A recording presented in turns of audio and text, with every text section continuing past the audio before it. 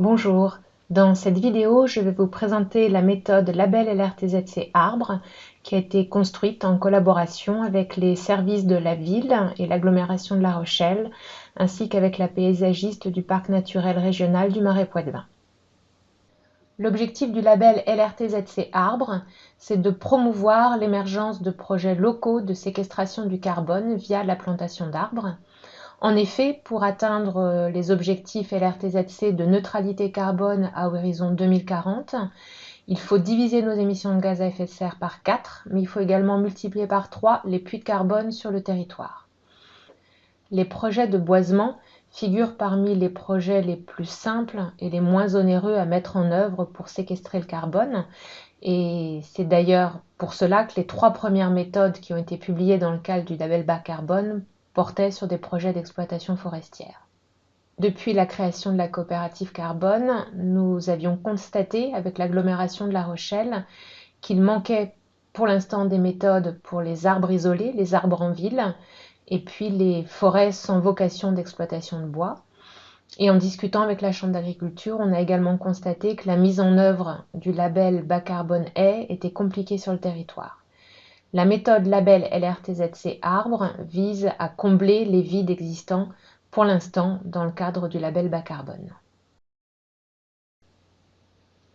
Il faut bien garder en tête que la séquestration du carbone, ce n'est qu'un des rôles que l'arbre peut jouer dans notre adaptation au dérèglement climatique.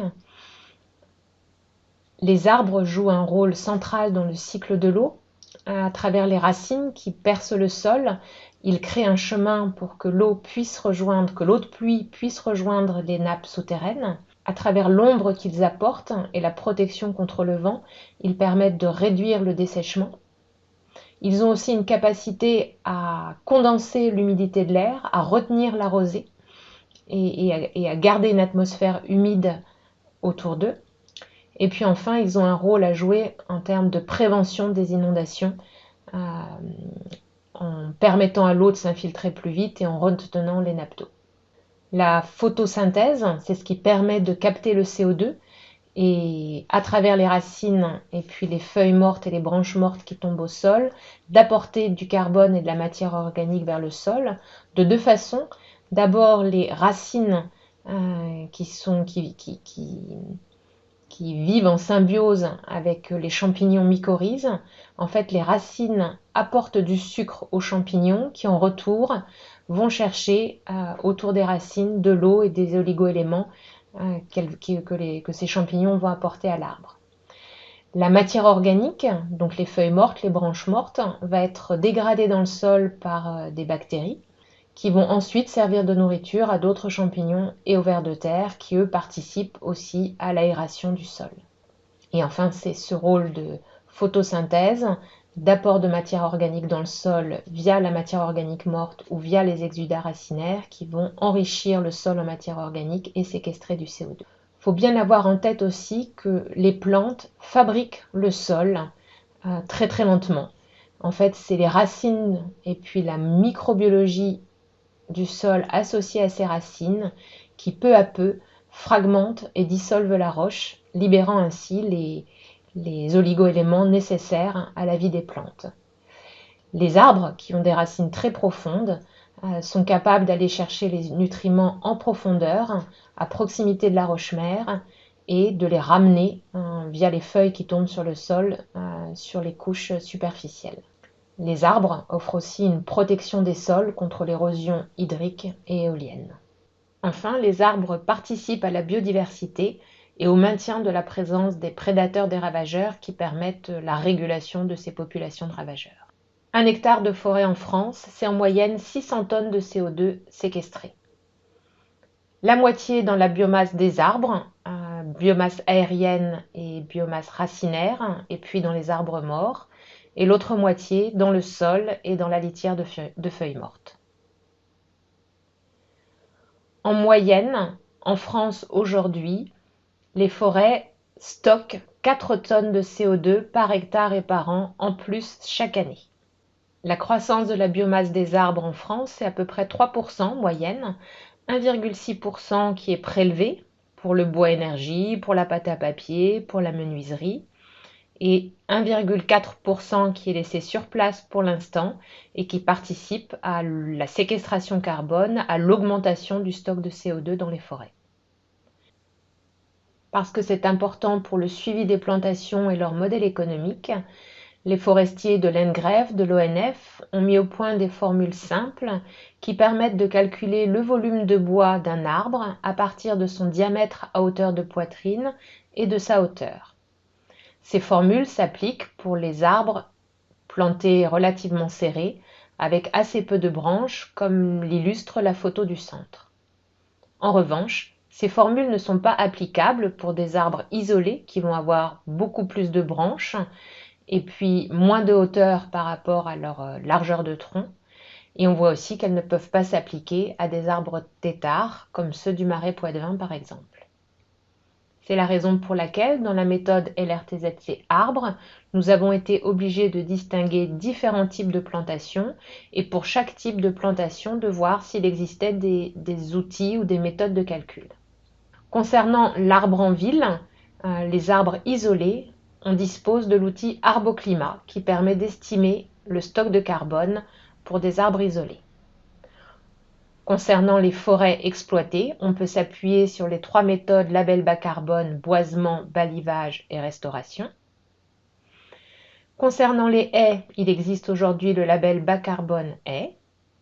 Concernant le verger, il existe le label bas carbone verger.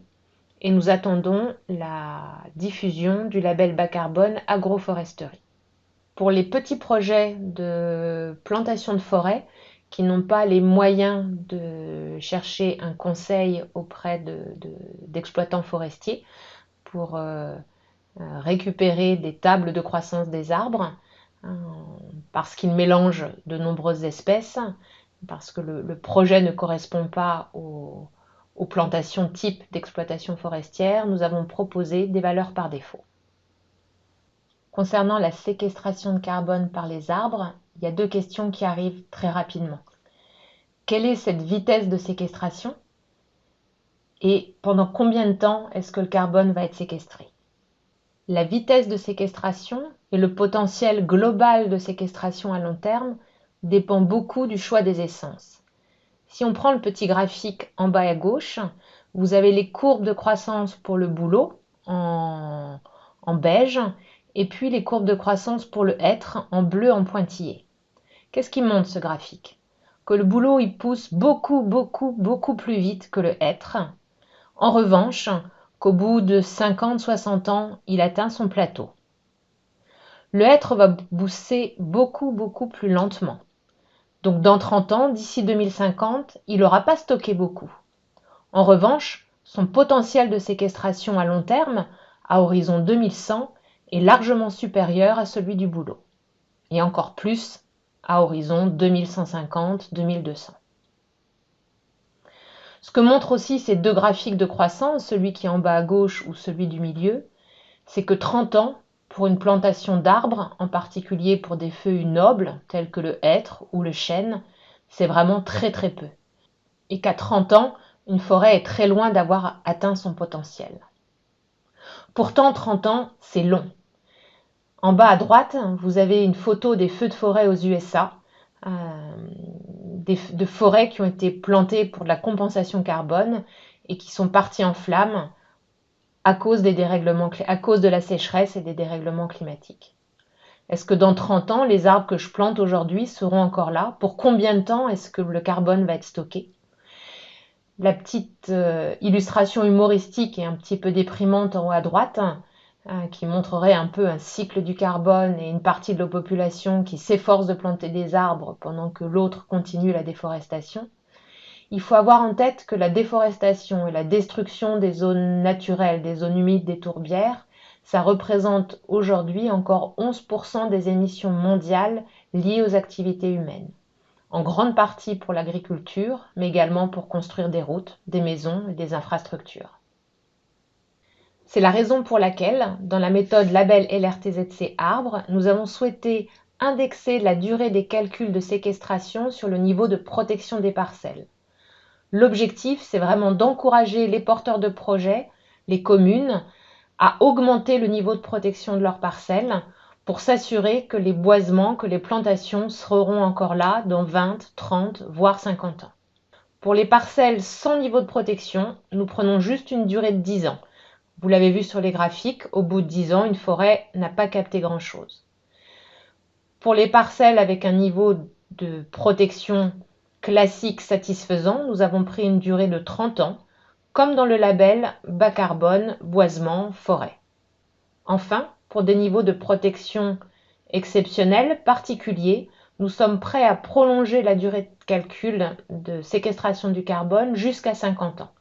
Nous n'osons pas aller au-delà, car très peu d'entre nous seront encore là dans 50 ans pour vérifier que ces plantations sont toujours là. Et aussi parce que l'urgence climatique, c'est la neutralité carbone à horizon 2050, et 2050, c'est dans 30 ans. Cette diapositive vous montre d'abord la source des données qui nous ont permis d'établir les valeurs par défaut. Elles sont tirées du petit livre dont vous avez la vignette en haut à gauche, Table de production pour les forêts françaises, publié par l'ENGREF. Sur le graphique en haut à gauche, vous avez les courbes de croissance qui ont été utilisées, avec la liste des espèces qui restent en majorité des espèces de conifères, mais vous avez également le hêtre et puis le chêne, dont on voit que la croissance est beaucoup plus lente, comme on l'a vu sur une diapositive précédente. Et puis en bas, vous avez les nuages de points correspondants à 10 ans, 30 ans et 50 ans pour le stock de CO2 par hectare, calculé en fonction de la densité d'arbres, de la hauteur qui apparaît sur les tables de production et du diamètre à hauteur de poitrine. Tout ça est contenu dans l'ouvrage qui est mentionné. Et puis vous avez le choix arbitraire des valeurs qu'on a fait et leur position par rapport aux nuages de points. 20 tonnes de CO2 par hectare à 10 ans, 75 tonnes de CO2 par hectare à 30 ans, 140 tonnes de CO2 à 50 ans.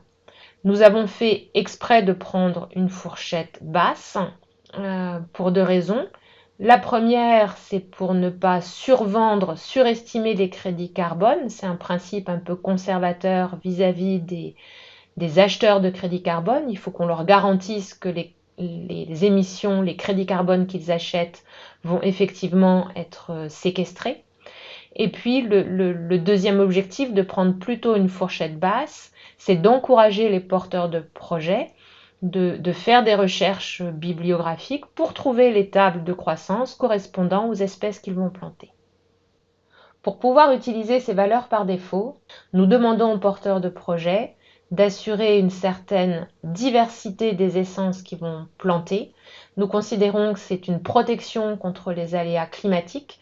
Plus on va planter d'essences, plus on a de chances d'avoir des essences qui vont résister aux sécheresses, aux inondations, aux aléas climatiques auxquels nous allons devoir faire face.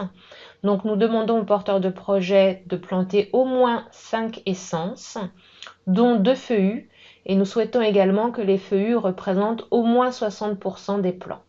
Cette majorité de feuillus répond à deux objectifs. D'abord un objectif de biodiversité. Les plantations monospécifiques de conifères hébergent beaucoup moins de biodiversité que les plantations de feuillus ou les plantations mixtes feuillus conifères. Et puis les conifères vont être beaucoup plus sensibles au risque d'incendie que les plantations de feuillus.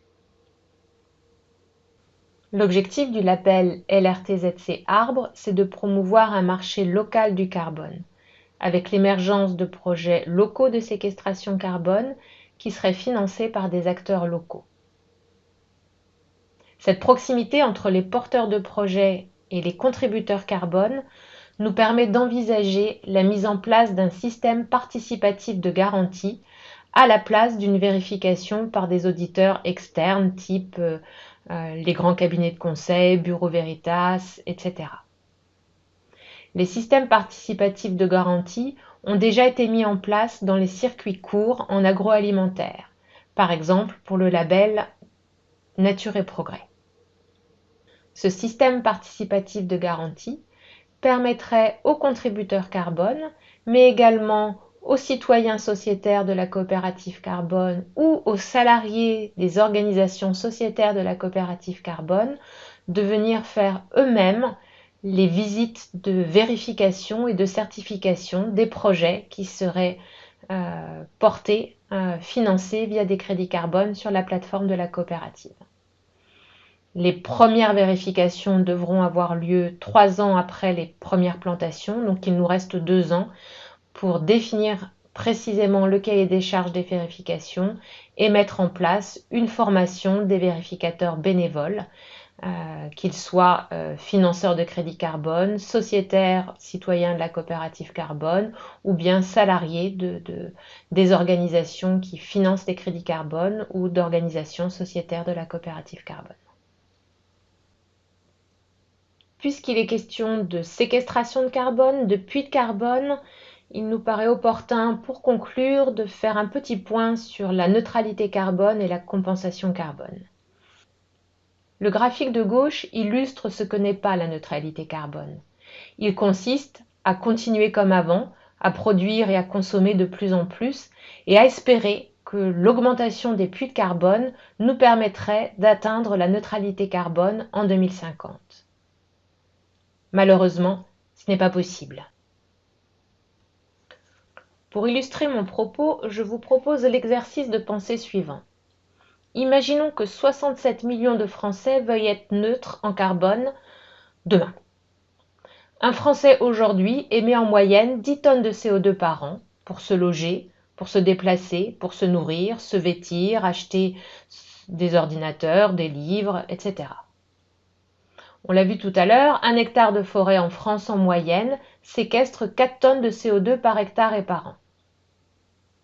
Cela veut dire qu'il faudrait 2,5 hectares de nouvelles forêts par personne pour que les Français soient neutres en carbone. 67 millions de Français fois 2,5 hectares, il nous faudrait plus de 170 millions d'hectares de nouvelles forêts. Cette surface, c'est 3 fois la surface de la France métropolitaine. Pour mémoire, la densité en France est 120 habitants par kilomètre carré, ce qui équivaut à l'équivalent de 0,8 hectares par Français. La neutralité carbone est donc illustrée par le graphique de droite.